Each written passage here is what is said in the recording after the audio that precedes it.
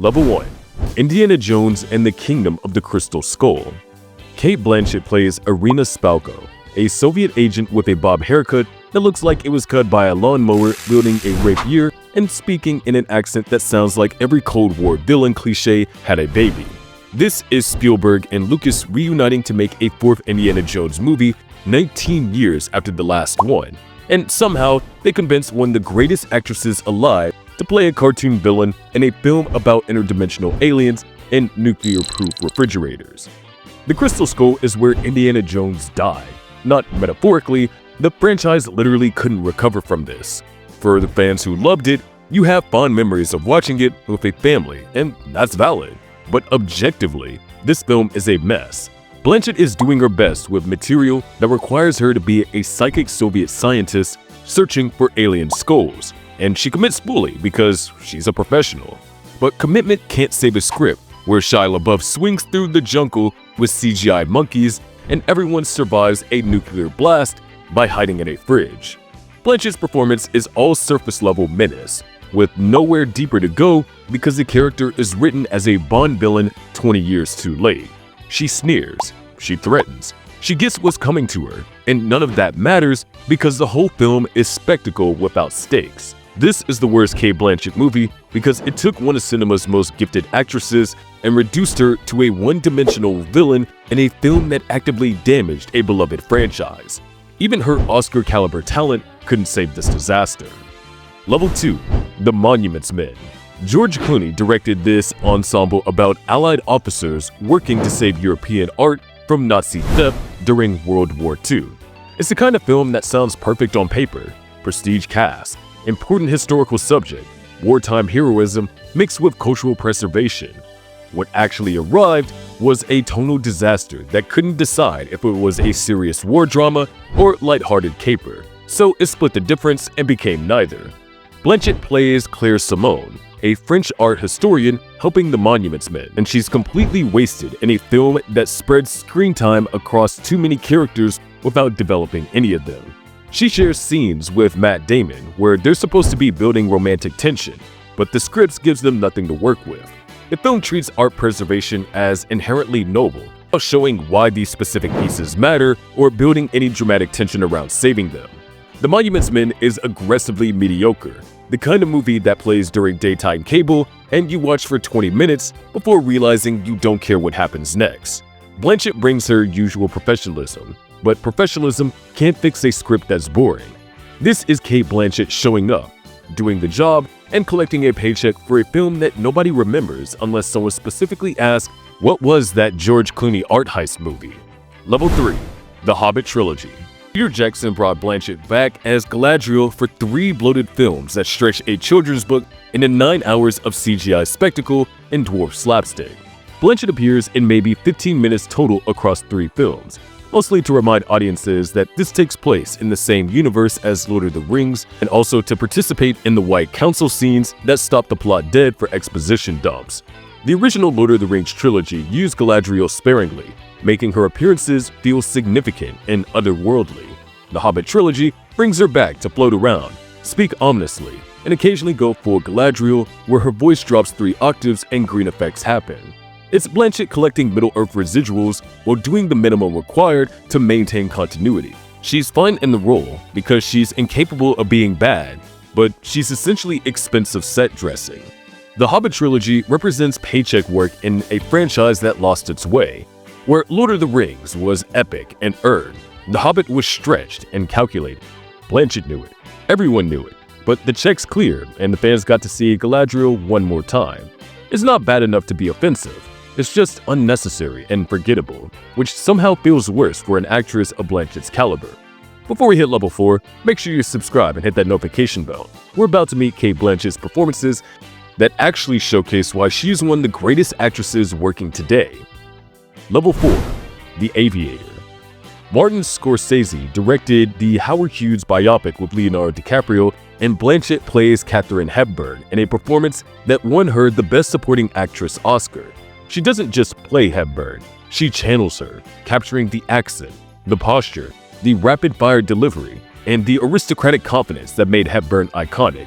This is transformative acting that never feels like impersonation because Blanchett finds the person underneath the public persona. The Hepburn sequences are the film's most electric moments. Blanchett brings screwball comedy energy to scenes with DiCaprio's hues, matching his obsessive intensity with her own strong-willed independence. Their relationship works because both are forces of nature unwilling to bend for anyone.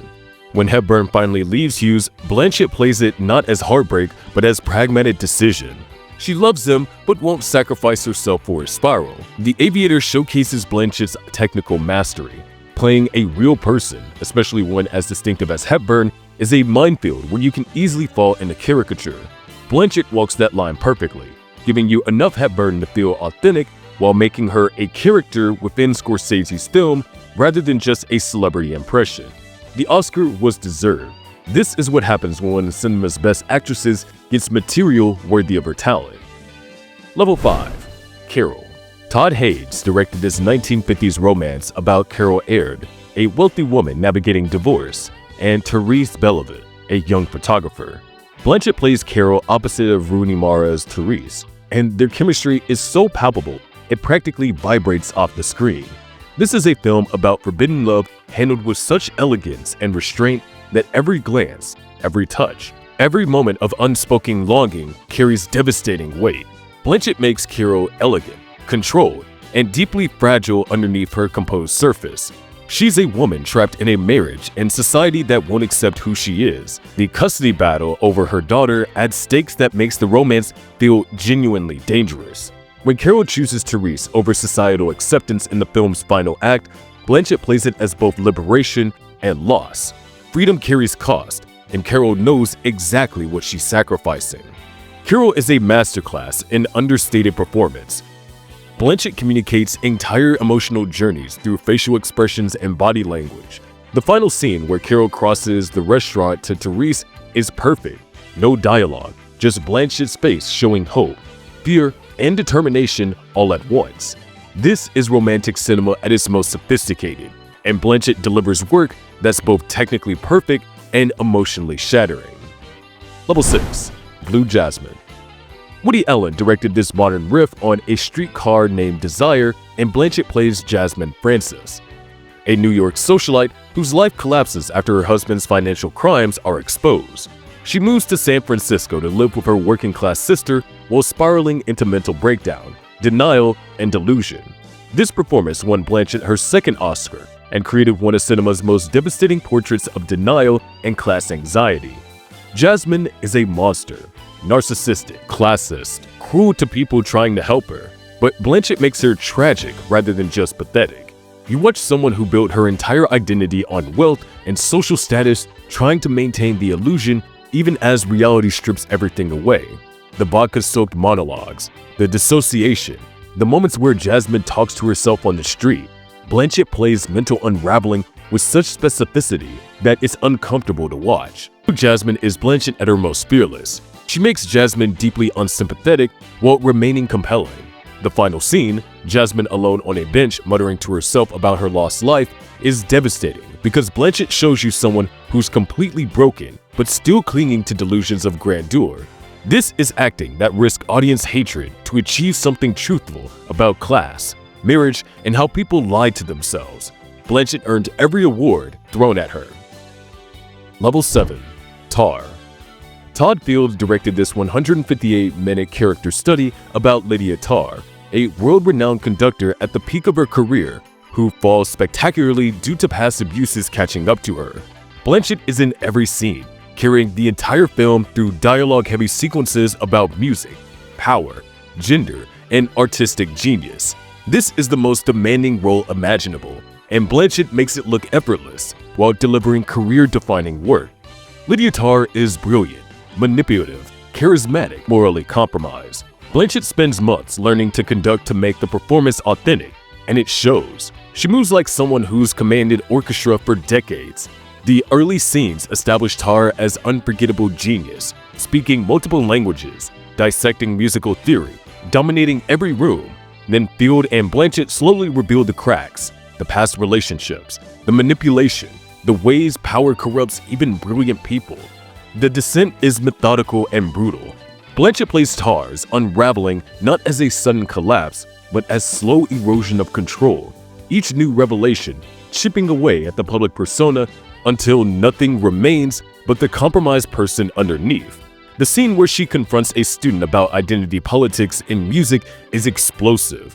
The final sequence in Southeast Asia, showing Tar reduced to conducting video game concerts, is devastating. Blanchett makes every moment specific, every choice clear, every shade of complexity visible. It's Cate Blanchett's masterpiece. This is an actress at the absolute peak of her powers, playing a character at the peak of hers. And Field captures the entire 158-minute descent, with Blanchett holding the camera's attention through sheer craft and commitment. This is acting as high art, a performance so complete and so controlled, it redefines what's possible. Every scene is a masterclass. Every choice is perfect. This is what it looks like when one of the greatest actresses alive gets a role worthy of her talent. This is the GOAT. So, which level Blanchett movie are you watching this weekend? And does anything actually top Tar? Comment down below. Leave a like, subscribe, and turn on that notification bell for more rankings that prove some performances transcend cinema into something eternal.